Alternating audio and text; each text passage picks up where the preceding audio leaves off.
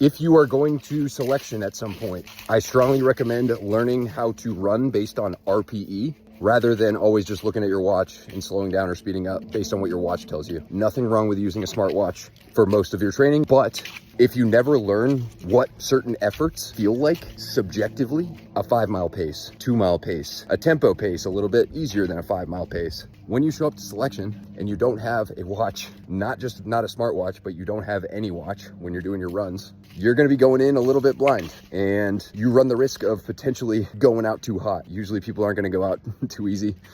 I don't think that's ever happened. Usually it's going out too hot, outrunning your actual ability to maintain certain paces because you just don't know what your 1 hour, I could run this pace if I had to, pace feels like. So my suggestion is to start learning running RPE. When you're doing an unknown distance time trial, you want to be able to maintain that 8.5 RPE. That's usually gonna be about your 1 hour pace.